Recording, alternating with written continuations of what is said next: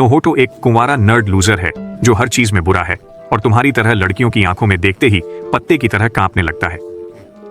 लेकिन उसकी जिंदगी अचानक बदल जाती है जब एक छोटी लड़की उसे धमकाकर अपने प्यार में गिरा देती है। ये सब तब शुरू होता है जब वो लाइब्रेरी में अपनी लूजर गतिविधियां करने जाता है, पर वहां औरतें होती हैं जिनसे वो नफरत करता है क्योंकि वे शोर मचाती हैं। सबसे ज्यादा वे उसका मजाक उड़ाती हैं कि वो एक बेवकूफ है जो उनके पास आने पर भी शांत नहीं रह सकता। जब वो गलती से अपनी ड्राइंग गिरा देता है तो एक लड़की उन्हें उठाकर सबको बताती है कि वो हेंताई बना रहा है। उसके स्केच देखकर तासे खुद को पेश करती है और उसे सेनपाई कहती है, पर पहले उसे और उसके मंगा प्लॉट को चिढ़ाती है क्योंकि वो खुद को कहानी में डालने की कोशिश कर रहा है और वो कूल भी नहीं लगता क्योंकि वो नहीं कर सकता जो उसका किरदार कहानी में करता है। तो यह साबित करने के लिए कि वो कायर है, वो उससे मंगा के दृश्यों को साथ में दोहराने को कहती है।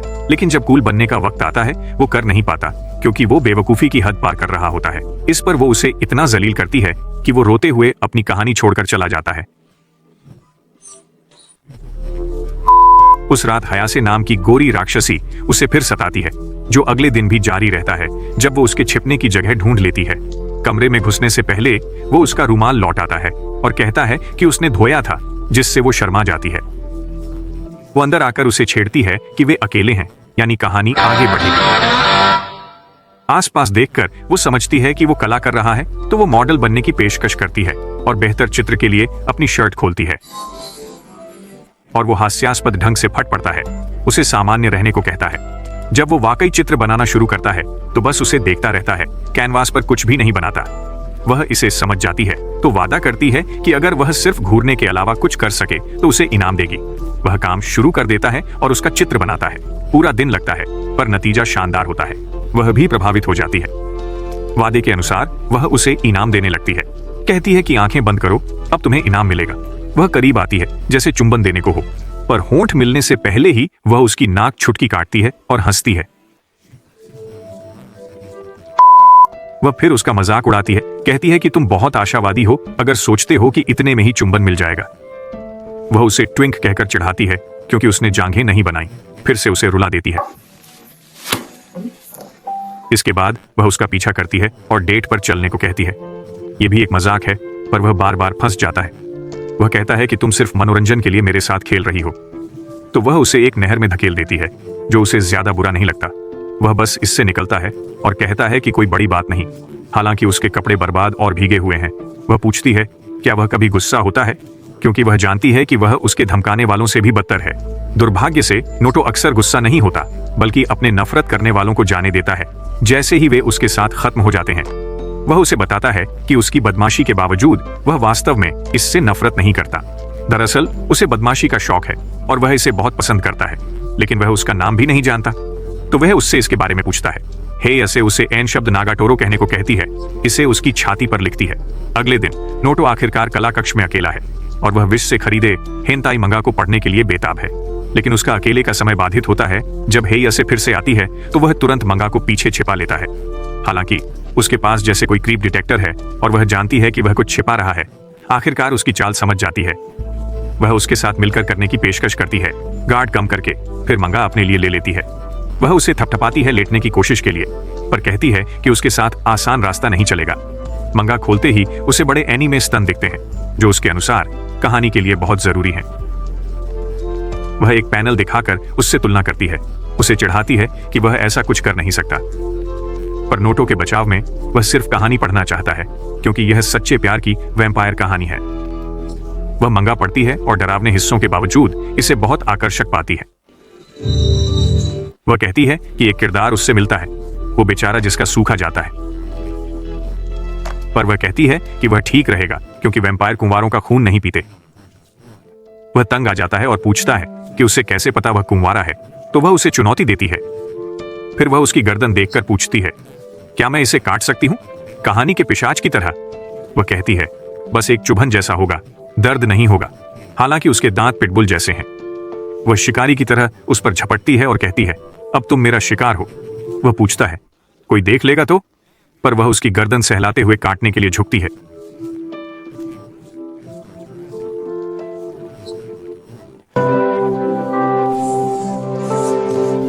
लेकिन उसकी सांस से मरे चूहे जैसी बदबू आ रही थी।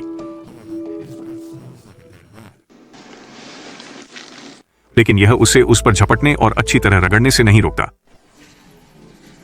बाद में वह घर जाते समय उसका पीछा करती है और पूछती है कि क्या यह उसका पहला अनुभव है। नोटो घबरा जाता है और लाल हो जाता है क्योंकि यह पहली बार है जब कोई महिला उसके दूसरे सिर को छूती है। वह पूछती है कि क्या वह और चाहता है, इस बार ठीक से करेगी, पर वह उसके पेट को छूती है, न कि उसके निजी अंग को। वह फिर से हंसती है, सोचकर कि उसे और मिलेगा, फिर उसे उत्तेजित और कठिन छोड़कर चली जाती है। रात को हेंताई पढ़ते हुए वह कल्पना करता है कि हिया से उसे वो सब दे रही है जो उसे वास्तव में उत्तेजित करता है। अगले दिन वह फिर से उसे परेशान करने आती है, लेकिन इस बार वे तरबूज अनुमान खेल खेलेंगे। नियम सरल है, उसे बस बीजों का स्थान अनुमान लगाना है और इनाम स्पष्ट है। वह उसे बताता है कि वह लोगों को यूं ही नहीं छूता और जीतने का कोई मतलब नहीं, पर वह कहती है कि यह टिकट उसे कुछ भी करने को कहने का मौका है। वह इस टिकट को लाल कार्ड की तरह इस्तेमाल कर सकता है ताकि वह उसे परेशान या धमकाने से रोक सके, पर वह टिकट का उपयोग पागलपन के लिए भी कर सकता है, जैसे उसे स्विमसूट पहनने या कपड़े उतारने को कहना। वह गहराई से सोचता है और खुद से कहता है कि वह ऐसा करेगा ताकि वह उसे धमकाने से रोक सके। और इस तरह खेल शुरू होता है और हिया से एक डबल बुलसाई के साथ शुरुआत करती है। लक्ष्य को कुशलता से भेदती है, जो वास्तव में गलत है, पर इससे पहले वह कुछ कहे वह इसे रूम्बा की तरह गोल गोल घुमाने लगती है। वह उसे रोकने की मिन्नत करता है और कहता है कि वह हार मान रहा है, पर वह कहती है कि अब उसकी बारी है। बदला लेने के लिए दृढ़, वह फासला कम करता है और अपने लक्ष्यों पर ध्यान केंद्रित करता है। जैसे ही वह उसे स्विच की तरह छूने वाला होता है, वह उसे धक्का देती है, कहती है समय खत्म, और दोस्तों के साथ चली जाती है। एक बड़ी हार के बाद वह अपने मंगा पर काम करने रेस्तरां जाता है। तभी हिया से और उसके दोस्त कुछ लड़कों के साथ रेस्तरां में आ जाते हैं। ये एक डबल डेट है और वह चुपके से उनकी बातें सुनने की कोशिश करता है। लड़के बैंड और ऐसी ही बेकार बातों पर बकवास कर रहे हैं, लेकिन हिया से को इन बातों से कोई फर्क नहीं पड़ता। एक लड़का उसे अपना बेकार संगीत सुनाने की कोशिश करता है। इस बीच हमारा नायक एक कोने में छिपा है, इंतजार कर रहा है कि वह उसे फटकार लगाए, लेकिन वह ऐसा नहीं करती और सीधे कहती है कि उसे संगीत बनाना छोड़ देना चाहिए। दूसरा लड़का भी इतना शर्मिंदा होता है कि उसे दोबारा बाथरूम जाना पड़ता है। घर जाते हुए नोटो सोचता है कि क्या सिर्फ उसी को परेशान किया जाता है, लेकिन वह उसके पीछे आ जाती है और साथ चलने लगती है, जो और ज्यादा परेशानी का कारण बनता है। अगले दिन वह फिर कला कक्ष में आती है और पूछती है कि क्या वह उसके लिए मॉडल बनना चाहेगा, पर वह मना कर देता है, कहता है कि वह सिर्फ चीजें बनाना चाहता है, असली लोग नहीं। तो वह कपड़े उतारती है और उसे कुछ ऐसा दिखाती है जो उसने पहले कभी नहीं देखा। एक स्कूल स्विमसूट। स्कूल के बाद भारी बारिश शुरू हो जाती है और दोनों को नजदीकी शेड में भागना पड़ता है। वहां वे खुद को सुखाने की कोशिश करते हैं, पर बारिश तेज हो जाती है तो वह उसे अपने घर पर कपड़े सुखाने का न्योता देती है। माता पिता के जूते देखकर वह सोचता है कि परिवार उसे डांटेगा, बिल्ली तक, पर घर में कोई नहीं निकला। वह उसे रुकने को कहती है, भाई के कपड़े देती है, उसके कपड़े सुखाती है और उसे एक तौलिया भी देती है। तौलिया का सामान्य इस्तेमाल करने की बजाय वह सोचता है यह वही तौलिया है जिससे उसने अपना पूरा शरीर पोंछा था। मजाक था, ऐसा नहीं है, क्योंकि वह जानती है कि वह इसे नशेड़ी की तरह सूंघेगा। खुद को सुखाने के बाद वह दोनों के लिए चाय बनाती है, उसे चिढ़ाते हुए कि वह घर में आने के बाद दोगुना संदेहजनक व्यवहार कर रहा है। वह जानती है कि यह उसका पहला मौका है किसी लड़की के कमरे में, तो वह पूछती है कि कमरे में दो लोग आमतौर पर क्या करते हैं, और वह कहता है कि पढ़ाई, लेकिन वह उसे पकड़ लेती है क्योंकि उनकी कोई परीक्षा भी नहीं आ रही है। फिर वह अपना हाथ उसके हाथ पर रखती है, कहती है कि वे पागलों की तरह स्मैश करेंगे, मतलब स्मैश वीडियो गेम। वह बताती है कि वह उसका भाई है और वह गेम में काफी माहिर है, पर वह अपने पागल अहंकार से उसे हरा देता है, जो उसे सच में चिढ़ा देता है। वह सोचता है कि वह उस पर बहुत कठोर है, लेकिन सारी छेड़छाड़ के बाद अब वह आखिरकार अपना बदला लेने वाला है। इसलिए अगले राउंड में वह हमेशा की तरह उसे बुरी तरह हराता है, लेकिन जैसे ही वह उसे हराने वाला होता है, वह उसके कान में फूंक मारती है और वह तुरंत ध्यान खो देता है। खेल हार जाता है। दोनों पूरे समय खेल खेलते हैं। बारिश रुकने पर वह उसे धन्यवाद देता है और वह कहती है कि अगली बार नहीं होगा। अगले दिन नाव तो मुसीबत में पड़ जाता है। कैंटीन में ज्यादातर सीटें भरी हैं, सिवाय हया से और उसके दोस्तों की। वह उसे बुलाती है, पर यह उसके लिए नरक है। ये वही लड़कियां हैं जिन्होंने उसके चित्रों पर हंसा था। अब जगह खाली है। वह मर्द बनकर वहां बैठता है, पर वह नाटक करती है कि वे रिश्ते में हैं। लड़कियां पूछती हैं क्या उसने अपना दायरा बढ़ाया, पर वह कुंवारा है। साफ हो जाता है कि वह उसका बॉयफ्रेंड नहीं है। वह उस पर इतना कब्जा जमाती है कि लड़कियों को लगता है कि उसे उलटा कॉलोनाइज कर लिया गया है। फिर उसे चिढ़ाया जाता है। माँ की उसे याद दिलाती है कि वह कुंवारा है। इंसान से कम, वो बस एक कीड़ा है। पर हैरानी की बात, हया से उसका बचाव करती है क्योंकि माकी आवारा जानवरों को पकड़ने में हद कर रहा है। वो खुद के लिए खड़ा होता है, कैफेटेरिया में बोलता है वो उसका बॉयफ्रेंड नहीं, फिर खाना खाता है, लड़कियां हंसती हैं। बाद में हया से पूछती है क्यों नहीं लड़ता, कहती है किसी को थप्पड़ मारो जब वो तुम्हें चिढ़ाएं। वे फिर से करते हैं, पर थप्पड़ मारने की जगह वो रोता है पथेटिक लूजर की तरह, जिससे वो और चिढ़ाती है। जब वो थक जाता है वो उसे जोर से थप्पड़ मारता है, पर गलत गाल पर। कुछ दिन बाद लंच के दौरान माकी और योशी उसकी शांति भंग करने आते हैं। वो सोचता है ये हया से है, पर ये वो लोग हैं जिन्हें वो अभी देखना नहीं चाहता। वे आखिरकार उनका छिपने का स्थान ढूंढ लेते हैं और उसे फिर से तंग करते हैं, खाते हुए घूरते हैं। फिर अचानक उन्हें खरबूजे के बारे में बात करने का बेहतरीन आइडिया आता है और वे उससे पूछते हैं कि क्या उसने कभी एक को छुआ है। दरअसल अफवाहें फैल रही हैं कि वह कुंवारा है और एक संकोची सभ्य इंसान है। इस बीमारी का इलाज करने के लिए माकी उससे पूछती है कि क्या वह उसके गोल तकियों को महसूस करना चाहेगा, उसे इलेक्स मेसन की तरह सम्मोहित करते हुए। इससे पहले कि स्थिति बिगड़े वह तुरंत दरवाजे की ओर बढ़ता है, लेकिन योशी उसे पकड़ लेता है और माकी के बंस को छूने पर मजबूर करता है। लेकिन असल में वह एक लाल बीन बन है, असली चीज नहीं, जो पूरी तरह से निराशाजनक है। वे फिर से उस पर हंसते हैं, लेकिन हया से अचानक प्रकट होती है, गुस्से में भरी और लड़ने को तैयार। तो वे पीछे हट जाते हैं और वह उसे धमकी भरे अंदाज में बधाई देती है कि उसने अपने हाथों की कुंवारापन खो दिया। लेकिन जब वह उसे बताता है कि यह असली नहीं बल्कि बन था, तो उसे भी वही करने का शानदार आइडिया आता है। वह उसे काले बीन बन दबाने का मौका देती है, सही अनुमान पर प्रीमियम बन का इनाम देने का वादा करती है। 2 बन अपनी शर्ट में छिपाकर वह उसे छूकर देखने को कहती है कि कौन सा ज्यादा नरम है। वह हिचकिचाता है, पर वह उसे कायर कहकर उकसाती है। वह धीरे से दाहिना बन छूता है, आंखें बंद करके जल्दी से मसलता है। इस दौरान प्रीमियम बन उसकी शर्ट से बाहर गिर जाता है। जब वह बायां बन छूता है तो वह असल में उसका सीना छू रहा होता है। वह बिना हिचक दोनों हाथों से पूरा महसूस करता है, यह सुनिश्चित करने के लिए कि यह प्रीमियम बन है। आंखें खोलते ही वह बताता है कौन सा प्रीमियम है, पर फिर एहसास होता है कि उसने छेड़छाड़ कर दी है। हया से गुस्से में आकर उसे प्रीमियम बन से पीटने लगती है। 2 दिन बाद सब सामान्य हो जाता है। वह स्वेच्छा से उसका मॉडल बनती है, कला कक्ष में एक पुराना सोफा लाकर अपना बिस्तर बनाती है। वह कहती है कि जब वह कमरे में आती है तो वह थोड़ा उदास दिखता है। वह देखती है कि वह बेसबॉल कप्तान को देख रहा है, जिसे टीम और कुछ साथी सराह रहे हैं। वह खुलकर कहता है कि चित्र बनाने के अलावा वह किसी चीज में अच्छा नहीं है, इसलिए प्रशंसा पाना उसके आत्मविश्वास को बढ़ाता है। लेकिन वह कहती है कि प्रशंसा पाने का मतलब है पहले दूसरों को पहचानना और उनकी प्रशंसा करना। इसलिए वह उससे अपनी प्रशंसा करने और तारीफ देने को कहती है, कुछ भी चलेगा। पर जब वह सोचता है तो उसे लगता है कि जो भी कहेगा वह अजीब लगेगा, इसलिए वह उसके बालों की तारीफ करता है। वह उसकी मूर्खता पर हंसती है, पर और तारीफ मांगती है। वह कहता है कि वह चुस्त है और पहली मुलाकात में उसने जो किया वह बहुत दमदार था। बदले में वह उसकी प्रशंसा करती है, पर पहले उसे परखती है कि क्या उसमें कोई तारीफ करने लायक बात है। उसके बाद वे मॉडलिंग शुरू करते हैं। वह कई उत्तेजक पोज देती है जो इस अनुभवहीन लड़के के लिए बहुत ज्यादा है। अंत में वे सामान्य पोज चुनते हैं, पर वह ठीक से चित्र नहीं बना पाता क्योंकि वह बहुत व्याकुल है। इसलिए वह कहती है कि वह झपकी लेगी, जबकि वह अपने चित्रकला कौशल पर काम करेगा। कौशल पर जब वह सो जाती है उसे अच्छा मौका मिलता है और वह एक बहुत अच्छा स्केच बनाता है। जब वह जागती है वह चित्र देखती है और उसे इनाम देती है, एक खिलौने वाला फ्रेंच बुलडॉग। 1 हफ्ते की मुलाकात और छेड़छाड़ के बाद स्थिति बेहतर हो रही है क्योंकि हाईएस 8 अधिक स्पर्शनीय हो रही है। जब वह गुदगुदी की चुनौती देती है, चैडविक तैयार होता है, पर स्कूल स्विमसूट देखकर हिचकिचा जाता है। वह उसे बगल गुदगुदाने को कहती है, पर जब वह उस खास जगह के करीब पहुंचता है तो वह भी घबरा जाती है। उस दिन बाद में वह उसे भेड़ की ऊन कतरने का वीडियो दिखाती है और महसूस करती है कि उसके बाल भी कतरने लायक हैं।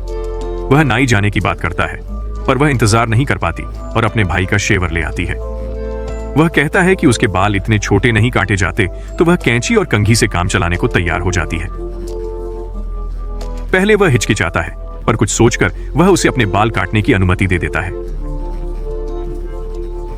तभी मिकी का फोन आता है और वह उसे नोट्स भेजने के बहाने कमरे से बाहर भेज देता है ताकि वे नोडा के बाल काट सकें। कुछ पल बाद माकी और योशी कमरे में आते हैं। शेवर ढूंढने से पहले इधर उधर देखते हैं। वे उससे पूछते हैं कि क्या चल रहा है, तो वह उन्हें हयासे की बाल काटने की योजना बताता है, जो उन्हें उसे मौत से बदतर सजा देने का विचार देता है। दूसरी बार दोनों उसे फिर धमकाते हैं, उसे गंजा करने का फैसला करते हैं, जो उसकी रक्षा प्रणाली को सक्रिय कर देता है। जैसे ही वे उसके बाल काटने वाले होते हैं, हयासे उसे बचाने आती है और जोड़ी हमेशा की तरह फिर से भाग जाती है।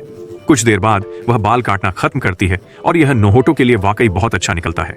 पहली बार वह टारगेट कैश रजिस्टर से एक नाजुक लड़के जैसा नहीं दिखता। 2 दिन बाद गर्मियां आधिकारिक तौर पर शुरू होती हैं और हर कोई धूप से परेशान हो रहा है। स्कूल जाते समय हयासे नोहोटो से बर्फ का गोला खाने चलने को कहती है, लेकिन वहां पहुंचकर देखते हैं कि लाइन आईफोन 15 लॉन्च से भी लंबी है। फिर भी उसे बर्फ का गोला बहुत खाना है और कोई भी लंबी लाइन उसे इस स्वादिष्ट गर्मी के मजे से नहीं रोक सकती। समस्या यह है कि 4 घंटे लाइन में लगने के बाद भी वह हिलती नहीं। वह थक रही है और गर्मी से बेहोश होने वाली है, तो लड़का उसे छाया में ले जाता है। चूहे का जहर देने पर वह पूरी तरह ठीक हो जाती है और फिर लाइन में लगने को तैयार है, पर कुछ पकाने जाती है। कुछ मिनटों बाद वह शुद्ध सरसों की आइसक्रीम लाती है, जापान के बेहतरीन स्वाद का आनंद लेती हुई। बाद में वह बताती है कि कल से गर्मियों की छुट्टी है और वह क्लब में व्यस्त रहेगी, इसलिए उसका संपर्क नंबर मांगती है। नंबर लेकर वह कहती है कि वह उसे धमकाएगी, इसलिए तैयार रहने को कहती है। पलक झपकते 1 महीना बीत गया और नोहोटो खुद को जेंशिन इंपैक्ट की लोडिंग स्क्रीन में पाता है। यह पैर वाली महिला उसे दुनिया का रक्षक बताती है और उसे बिना ग्लाइडर के सीधे नक्शे में भेज देती है। जैसे ही वह गिरता है, एक राक्षस हमला करता है। उसकी जादुई शक्तियां बेकार हो जाती हैं जब तक हयासे नेकोटोरो के रूप में नहीं आता और जानवर को पोसीडॉन के लंच बॉक्स में नहीं भेजता। इस तरह उनका साहस शुरू होता है। वे कई राक्षसों को हराते हैं और अंत में दानव राजा की गुफा पाते हैं, जो उनका मूल लक्ष्य था। पता चलता है वह और बचाई गई लड़कियां सभी छद्म वेश में दानव राजा हैं, जो बस उसके उन्हें महल तक पहुंचाने का इंतजार कर रहे थे। जैसे ही वह फिर से परेशान होने वाला होता है, वह जागता है और देखता है कि असली राक्षस उसके जागने का इंतजार कर रहे हैं। अगले दिन हयासे उसे समुद्र तट पर आने का निमंत्रण देता है, क्योंकि यह उनकी गर्मी की छुट्टियों का आखिरी दिन होने वाला है। वह पहले मना करता है, पर फिर भी जाता है, क्योंकि वह जानता है कि वह कितना हारा हुआ है। इसलिए वह वास्तव में कुछ मजा करने की सोचता है। समुद्र तट जाते समय तीनों उसे चिढ़ाते हैं, उसे अकेला और बेकार कहकर परेशान करते हैं। जब वे पहुंचते हैं, माकी अपनी टी-शर्ट उतारती है, अपने उभार दिखाती है और देखती है कि वह उसे घूर रहा है। योशी उसे डराने के लिए अपने ताजे खरबूजों से अचानक सामने आती है, जिससे वह वहां से भाग जाता है। जब वह पेय लाता है, लड़कियां मौज मस्ती की तैयारी करती हैं, जबकि वह छाता के नीचे बैठकर गर्मियों के अंत से पहले अपने चित्र पूरे करने की कोशिश करता है। कुछ देर बाद हयासे उसकी तन्हाई देखकर उसे धूप से बचने के लिए शरीर पर सफेद क्रीम लगाने को कहती है। लेकिन जब वह उसे सनस्क्रीन देने वाली होती है, वह कहता है कि वह उसके साथ कोमल तभी हो सकती है जब वे डेटिंग कर रहे हों। यह बेतुकी बात सुनकर वह उसे गुस्से से कुचल देती है और एक लात मारती है। फिर अन्य लड़कियां भी शामिल हो जाती हैं, उसे 3 लातें मारती हैं, जिससे वह ओजोन परत जितने सनस्क्रीन से ढक जाता है। पूरे दिन समूह गर्मियों की छुट्टी का आखिरी दिन अच्छे से बिताता है और नाओटो भी मानता है कि यह वाकई मजेदार है। गर्मियों की छुट्टी खत्म होने के साथ आखिरकार गर्मियों का त्योहार भी समाप्त हो रहा है और सभी रात की आतिशबाजी के लिए तैयार हैं। मन में नाओटो युकाता पहने हयासे के साथ रहना चाहता है, पर वह वह के मोल गेम खेलने में समय बिताता है। पर वह स्थिर नहीं रह पाता, क्योंकि वह पिछली बार की तरह उसके मैसेज का इंतजार कर रहा है। हालांकि वह सोचता है कि क्या उसे हयासे को आमंत्रित करना चाहिए, पर यह उसे भी डरावना लगता है। 2 घंटे बाद वह अकेले आता है, पर योशी और माकी उसे फिर से पकड़ लेते हैं। उसका मजाक उड़ाते हैं कि वे हयासे से मिलेंगे, जबकि वह अपने क्लब की मदद में व्यस्त है, इसलिए वह त्योहार में शामिल नहीं हो सकती। यह सुनकर वह जाना चाहता है, पर लड़कियां उसे रोक लेती हैं, इसलिए वह नहीं जा सकता। फिर उन्होंने हयासे को पिक भेजी, उसे त्योहार में लुभाने के लिए। कुछ मिनट बाद वह आकर माकी का पट्टा हटाने लगी, पर माकी ने कहा कि नाओटो के लिए उसे लड़ना होगा। नियम तय होते ही दोनों टीमें आसपास के मिनी गेम स्टॉलों पर प्रतिस्पर्धा करने लगीं। पलक झपकते 2 घंटे बीते, पुरस्कारों की तुलना हुई। हयासे ने रिश्वत देकर नाओटो का मालिकाना हक ले लिया। खेल खत्म होते ही योशी और माकी अपने काम से चले गए, दोनों को अकेला छोड़कर। कुछ देर बाद वे घूमते रहे, खाना खरीदते रहे, लड़के को चिढ़ाते कि यह डेट जैसा लग रहा है। जल्द ही आतिशबाजी ने आसमान को जगमगा दिया और हास्य उसे निर्दिष्ट देखने के स्थान पर धकेल देता है, पर शेव्ड आइसक्रीम लाइन की तरह आतिशबाजी देखना भी बोझिल है। नोटो शॉर्टकट बताता है, पर लाइन अचानक चलती है और वह खिंच जाती है, तो वह उसे खींचकर शहर के सबसे अच्छे दृश्य स्थल पर ले जाता है। वह फिर उसका मजाक उड़ाकर पल को खराब कर देती है, पर इस बार वह पलटकर जवाब देता है। उसे सोचे हर विवरण को छोड़ने पर मजबूर करता है। अगर वे अंधेरे में अकेले होंगे तो क्या होगा। अचानक बड़ी आतिशबाजी से पता चलता है कि आसपास के जोड़े वही कर रहे हैं जो वह करने वाली थी, इसलिए वे तुरंत भीड़ की ओर लौट जाते हैं। घर जाते वक्त वह अगले साल आने को कहता है। वह हाँ कहती है कि उसे मिलते युकाता पहनने होंगे। अगले दिन स्कूल जाते समय वह हास्य को उसके दोस्तों के साथ देखता है। हमेशा की तरह वे फिर मूर्खता कर रहे हैं, पर कुछ लड़के भी मस्ती में शामिल हो जाते हैं और वह ईर्ष्या करता है। तो वह देखता है कि वे क्या कर रहे हैं और आश्चर्यजनक रूप से वे लड़कियों के साथ बिना किसी प्रयास के घुल मिल जाते हैं। उसके होने वाले दोस्तों के विपरीत ये लड़के एक अलग स्तर के हैं और वह बस एक साधारण व्यक्ति है इस रंगीन दुनिया में। जब एक लड़का हास्य के चारों ओर अपनी बाहें डालता है तो वह गुस्सा हो जाता है और कड़क चाल चलने की कोशिश करता है, लेकिन जब वह छड़ी पर कदम रखता है तो ऐसा लगता है जैसे उसने पूरी भीड़ को चौकन्ना कर दिया हो। माकी और योशी उसे पहचान लेते हैं और उसे अपनी मेज पर बुलाते हैं। लड़के उससे पूछते हैं कि वह क्या चाहता है। वह थोड़ा हिचकिचाता है, फिर हास्य को बताता है कि उसने उसे 2 इलिक्सिर के लिए खरीदा है और वे जा रहे हैं। और बस इतने में वह एक साथ 4 लड़कियों को पटा लेता है, उन अंधे बेवकूफों को अकेला छोड़कर। और फिर उसे फिर से तंग किया जाता है, लेकिन इस बार उसे यह पसंद आता है, इसलिए अब इससे कोई फर्क नहीं पड़ता। नाओटो के साथ घूमते समय हास्य उसकी पतली बाहों पर ध्यान देती है और उसे बताती है, फिर तय करती है कि वह उसे मुफ्त में ट्रेनिंग देगी। वह उसे बताती है कि 2 महीने में वे उसे धमकाने वाले किसी को भी पीट सकेंगे, खुद उसे भी। पर वह कहता है कि यह बहुत काम है, खासकर उसके जैसे व्यक्ति के लिए जो वजन की जगह सिर्फ पेंसिल उठा सकता है। हालांकि एक ऐसा व्यायाम है जिसमें कोई हलचल नहीं करनी पड़ती।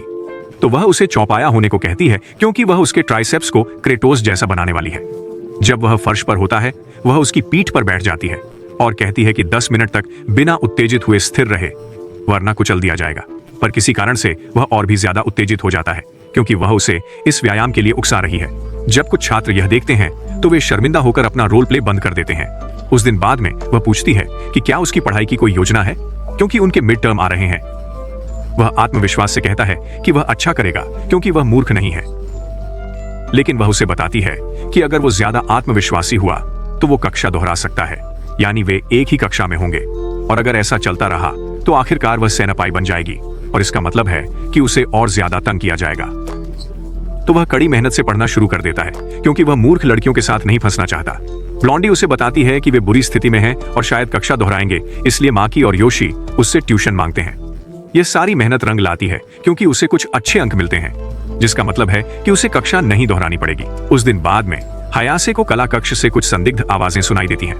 जब वह कमरा खोलती है तो देखती है कि लड़कियां नाओतो को उसकी उंगली से कांटा निकालने के लिए तंग कर रही हैं। वह अपने पसंदीदा खिलौने को दोस्तों द्वारा छेड़े जाते देख गुस्सा हो जाती है, इसलिए वह क्लिप लेकर खुद कांटा निकाल देती है। घर जाते समय वह उससे झंकेन खेलने को कहती है, शर्त यह कि हारने वाला जीतने वाले का बैग उठाएगा। वह तुरंत हार जाती है, अब उसे उसका बैग उठाना पड़ेगा, इसीलिए अगली बार वह उसे जिताने का फैसला करता है। अलग होने से पहले वे फिर खेलते हैं और वह उसे जिताता है। इस बार उसे अपनी पीठ पर उठाकर ले जाता है।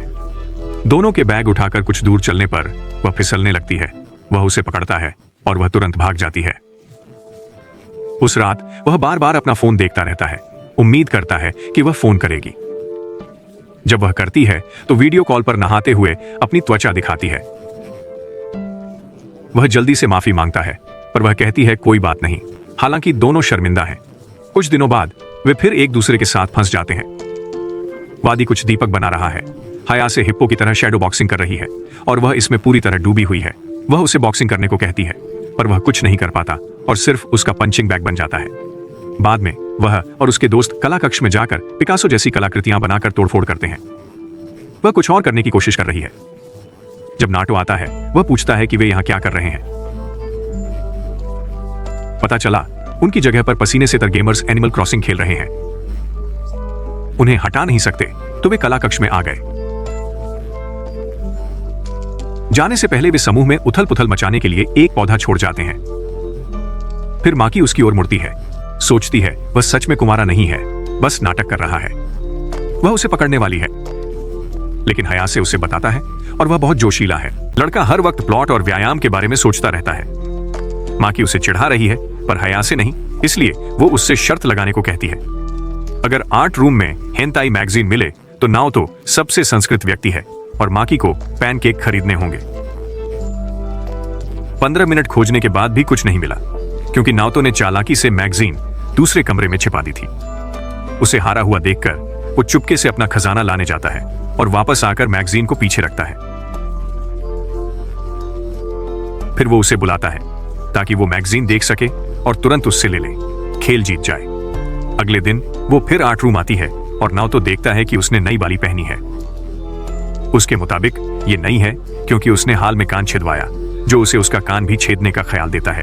वह मानती है कि वह कान की बाली के साथ अच्छा लगेगा। उसे बताती है कि वह उसके साथ मिलती जुलती बाली पहनेगा। बेशक वह शर्मा जाता है क्योंकि यह काफी रोमांटिक है, लेकिन पहले उसके कान छेदने होंगे। वह आंखें बंद करके कान छेदने के लिए तैयार होता है, पर वह उसकी बेवकूफी पर हंसती है। कुछ पल बाद साकुरा आंसू बहाती हुई आती है और उससे मदद मांगती है। दरअसल एक स्टॉकर काफी समय से उसका पीछा कर रहा है और वह गेमिंग क्लब का वही लड़का है। वह सबको बताती है कि वह डरी हुई है, पर मियो तो कहता है कि उन्होंने खुद ही यह मुसीबत मोल ली है। साकुरा रोने लगती है और समूह उसे मदद करने के लिए मजबूर करता है। साकुरा उससे एक दिन के लिए अपना बॉयफ्रेंड बनने का नाटक करने को कहती है ताकि वह उस मूर्ख से बच सके जिसे उसने चालाकी से फंसाया था। हेयासेई इसके खिलाफ है और कहता है कि वह बहुत खतरनाक और अपने लिए बहुत ज्यादा सभ्य है, क्योंकि अगर वह उसे एक दिन का प्रेमी बनने दे तो उसे 2 डरावने स्टॉकर्स से निपटना पड़ेगा, जो अच्छा नहीं है। फिर भी वह उसे कल तक अपना प्रेमी बनने को कहती है, जब तक वे बदसूरत चमगादड़ को न पकड़ ले। अगले दिन नाओटो अपने सबसे अच्छे प्रेमी वाले कपड़े पहनता है और साकुरा कुछ मिनट बाद आती है। हेयासी और उसके दोस्त उनकी डेट का दस्तावेजीकरण करने के लिए पीछा करते हैं, पर वह मजे नहीं कर रही है। साकुरा का चिपकूपन और नाओटो को ऐसी जगह ले जाना जहां वह पहली डेट चाहता था मदद नहीं करता। रिश्ते में आगे बढ़ने से पहले हेयासी साकुरा का पीछा करने वाले मोटे अजीब को गिरफ्तार कर लेता है।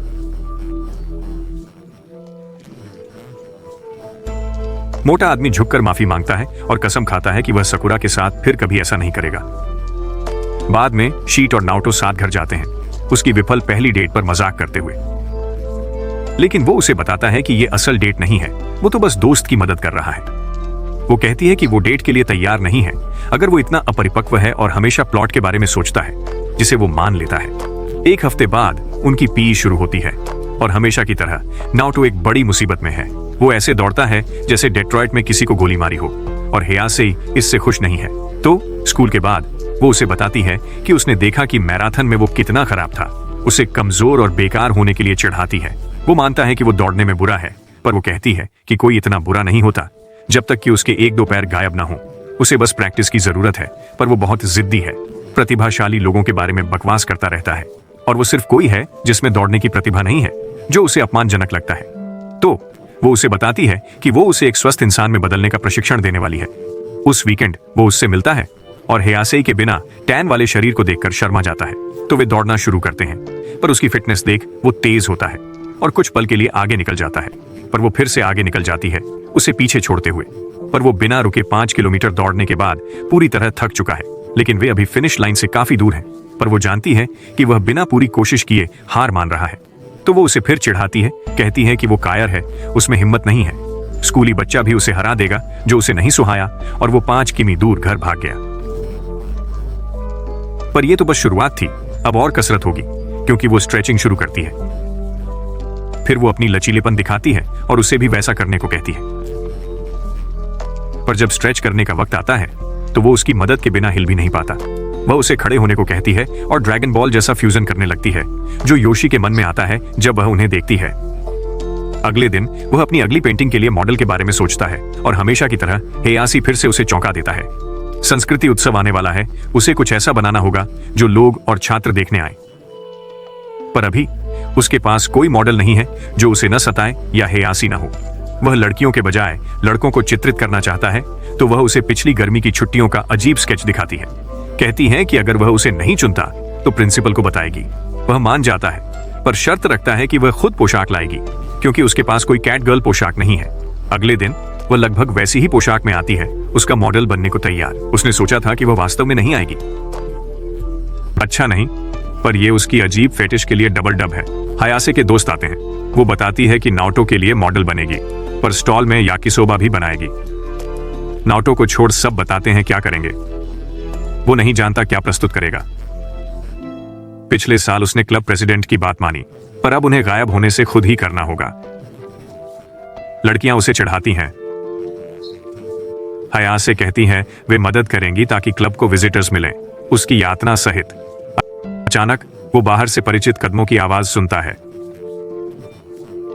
वो क्लब प्रेसिडेंट है। वो सबको दूसरे कमरे में छिपने को कहता है, जबकि वो मामला सुलझाएगा। प्रेसिडेंट सना एक सख्त सीनियर है। वो तुरंत कमरे की गंदगी की आलोचना करती है। वह उसे बताती है कि कला प्रदर्शनी के अलावा वह यहां कुछ और बात करने आई है। दरअसल अफवाहें फैल रही हैं कि उनका आर्ट क्लास किसी होस्टेस क्लब जैसा बन रहा है। अगर वो इसे गंभीरता से नहीं लेता तो उसे क्लब बंद करना पड़ेगा। लेकिन हयासे और उसके दोस्तों ने यह सुना और उसे क्लब बंद करने का फॉर्म जमा करने से रोक दिया। वह नाओतो के संघर्षों को याद करती है और उसका बचाव करती है। वह सना को क्लब की अखंडता की परवाह न करने के लिए आलोचना करती है। अचानक से आकर क्लब बंद करने की बात करना बिल्कुल अन्याय है। यह सुनकर सना कहती है कि अगर वो क्लब चालू रखना चाहता है तो उसे कुछ सार्थक प्रस्तुत करना होगा। वह उसे डबल आर्ट एग्जीबिशन की चुनौती देती है। जो ज्यादा विजिटर्स पाएगा वो जीतेगा, हारा तो क्लब हमेशा के लिए बंद। वो राष्ट्रपति से डरता है, पर हयासे ने कहा कि वे उसकी मदद करेंगे। बाद में हयासे और बाकी लोग राष्ट्रपति की सख्ती का मजाक उड़ाते हैं, पर वो कहता है सना का मजाक मत उड़ाओ, वो काबिल है और उसकी जीतने की संभावना लगभग 0 है। मेकी कहता है वे बिल्ली कैफे बनाएंगे और जीतेंगे, पर वो कहता है पिछले साल 50 से ज्यादा प्रतियोगियों में से वे छठे आए, सिर्फ सना और उसकी छुपी प्रतिभा के कारण। इसके अलावा वो एक उत्कृष्ट कलाकार है, स्कूल और कॉलेज के छात्रों को हराती है। मिकी पूछती है उसे नाओटो अनबॉक्स में क्या खास बनाता है, उनकी सबसे खुलासेदार कृति। उसमें वो बात है जो सबको पसंद है, उसे भी। पर हयासे के मॉडलिंग से वो हार मान चुका है और जानता है कि हारेगा। इसके अलावा वह किसी ऐसे व्यक्ति से प्रतिस्पर्धा करने में आत्मविश्वासी नहीं है जिसे वह आदर्श मानता है, खासकर जब वह एक सफल कलाकार है और उसने सिवाय मजेदार परेशान करने के कुछ नहीं किया।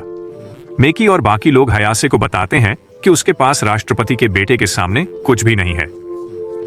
हालांकि नाओटो सबको बताता है कि हयासे के पास भले ही बड़े बंस न हो, पर उसमें जोश है जो वास्तव में उनकी मदद नहीं करता। वे हार जाएंगे चाहे कुछ भी हो, इसलिए वे अपना बड़ा हथियार लाते हैं, एक कैटगर्ल कॉस्प्ले। स्कूल के बाद हयासे उससे पूछती है कि क्या वह सचमुच सना की अद्भुत कला को हरा सकता है जो संदेहास्पद है। लेकिन नाओटो उसे आश्वस्त करता है कि वे हयासे के रोजमर्रा के लुक से ही जीतेंगे, क्योंकि वही सबसे ज्यादा बिकता है।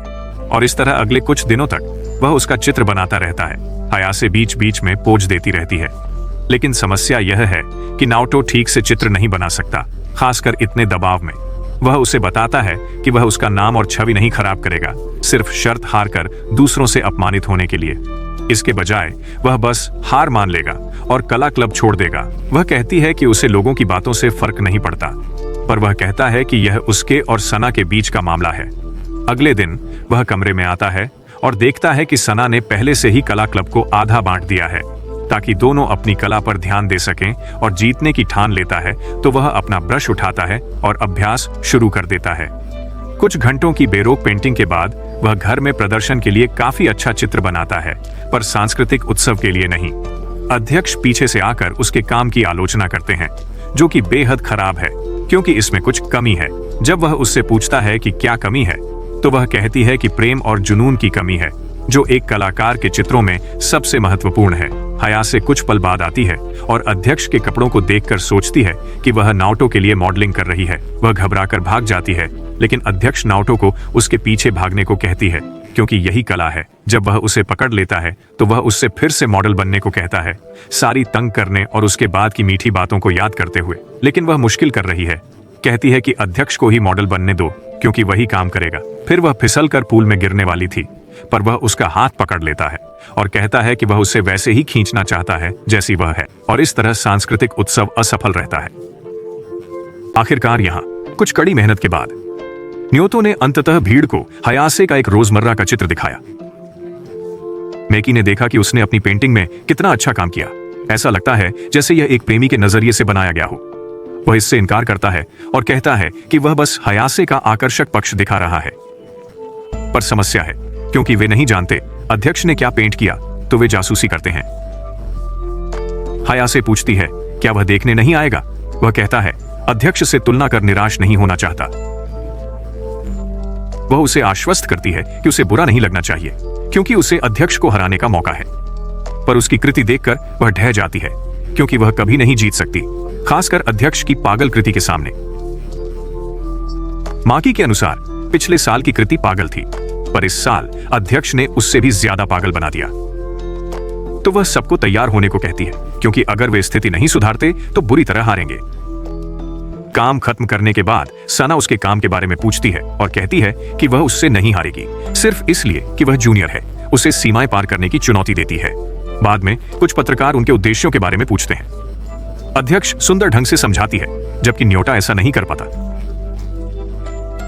लेकिन जाने से पहले हयासे के नेतृत्व में टूर गाइड उन्हें घेर लेते हैं और अपना मशहूर टिकटॉक डांस करते हैं, जो छात्रों में काफी लोकप्रिय है। यह सब लोगों को आकर्षित करने की एक चाल है, ताकि वे न्योटा की कला प्रदर्शनी देखें। माकी हयासे को लोगों को तंग करने को कहती है, क्योंकि वह इसमें अच्छी है और यह अच्छा काम कर रहा है। जैसे जैसे समय बीतता है, लोग दोनों प्रदर्शनियों में आते हैं। हयासे के रोजमर्रा के लुक और अध्यक्ष की बेहद उत्तेजक पेंटिंग देखते हैं, जो लड़कों को खुश करती है और पुरुषों को संतुष्ट। हयासे के आकर्षण से वह स्कूल में छाया हुआ है, यहां तक कि ये आंखों वाली लड़कियां भी उसे घूर रही हैं, उससे चित्र बनाना सीखने को कह रही हैं। कुछ देर बाद माकी उन्हें साथ लंच करने को कहता है, तो वह हयासे को बाहर खाने के लिए आमंत्रित करता है। हालांकि वह उस पर नाराज है, क्योंकि उसकी कला प्रदर्शनी में लड़कियों का ध्यान खींच रहा है। लेकिन वह उसे बताता है कि जो ध्यान, तारीफ और प्रशंसा उसे मिली, वह सब उसके मॉडल बनने के लिए दिए गए समय और प्रयास की वजह से थी। वह जानता है कि अगर उसने अकेले किया होता तो यह बुरी तरह खत्म हो जाता, यानी उसने उसके फीके और एकरस जीवन में रंग भर दिए। इसलिए लगातार छेड़छाड़ के बावजूद उसने जो किया, उसके लिए वह वाकई आभारी है। इसलिए बाकी दिन वे सांस्कृतिक उत्सव का आनंद लेते हैं, स्कूल भर में लगे विभिन्न खाद्य स्टॉलों को देखते हैं। हालांकि जब वे विजेता देखने वापस जाते हैं, तो बहुत से लोग उनके कला क्लब के बाहर इकट्ठा हो जाते हैं। पता चला कि छात्र परिषद अध्यक्ष की कलाकृति को हाई स्कूल के लिए अति संवेदनशील और सांस्कृतिक उत्सव के लिए असुरक्षित मानती है। छात्र परिषद अध्यक्ष साइना से कहते हैं कि भले ही कला व्यक्तिपरक हो, पर वह अपने अंगों को कलात्मक तरीके से प्रदर्शित नहीं कर सकती और उसे कला नहीं कह सकती। हालांकि वह हद से आगे बढ़ रही है और पहली बार नाओतो अध्यक्ष के सम्मान की रक्षा करता है, कहते हुए कि कला का अपना सांस्कृतिक मूल्य होता है और यह उनकी सोची समझी व्याख्या तक ही सीमित नहीं है। वह कहता है कि अध्यक्ष की कला ने अपनी उजागर प्रकृति के बावजूद उसे अपनी कला शैली को आगे बढ़ाने के लिए प्रेरित किया, जैसे हयासे के चित्र बनाना। उसे लगता है कि अध्यक्ष की कृति को सिर्फ इसलिए हटाना अन्यायपूर्ण है क्योंकि वे सोचते हैं कि यह बहुत अच्छी है। हयासे भी आगे आती है और छात्र परिषद अध्यक्ष को बताती है कि पेंटिंग एक शाहकार है, जिसमें योशी कला पारखियों के फुटेज से साइना की हिमालय पर्वत चोटियों की सराहना दिखाकर उनका समर्थन करता है। अंततः मामला सुलझने पर अध्यक्ष साइना उन्हें बताती है कि वे जारी रख सकते हैं, लेकिन वह जीत नाओतो को दे रही है, जो वास्तव में पूरे समय कला क्लब को संभाल रहा था। हारने वाले के रूप में उसे उनके लिए कुछ करना होगा, और वह है बनी गर्ल कॉस्ट्यूम पहनना। दरअसल उसे लड़कियों के लिए सामान बेचने के लिए ब्लैकमेल किया गया था, लेकिन वह मानती है कि दमन का यह रूप भी एक प्रकार की कला है। इस बीच लड़कियों को बैंड मिल गए। धन्यवाद अध्यक्ष साइना की बिना सवाल के मूर्खतापूर्ण अधिकतम करने की। त्योहार के बाद हयासे नाओतो से मिलती है और घबरा जाती है जब उसे लगता है कि अध्यक्ष कपड़े उतार रही है। हालांकि उनके पास उनके लिए कुछ गहन शब्द हैं, क्योंकि वह नाओतो की कला की आलोचना करती है, कहते हुए कि इसका हर हिस्सा थोड़ा अपरिष्कृत हो सकता है, लेकिन यह प्यार से भरा है, इसलिए वो इसे पसंद करती है। उद्घोषक बताता है कि कॉन्सर्ट होने वाला है। माकी और बाकी लोग वहां भागते हैं। अगले दिन सब सामान्य हो जाता है। कला कक्षा बच जाती है, यानी नाओतो राजनीति नहीं अपनाएगा। सबसे अच्छी बात, उसे अंत में एक सच्चा चुंबन मिलता है, जो लड़कियों से परेशान होने के बाद बुरा नहीं है। लाइक करें अगर आप चाहते हैं कि हयासे जैसी चॉकलेटी राजकुमारी आपको अपना गुलाम बना ले।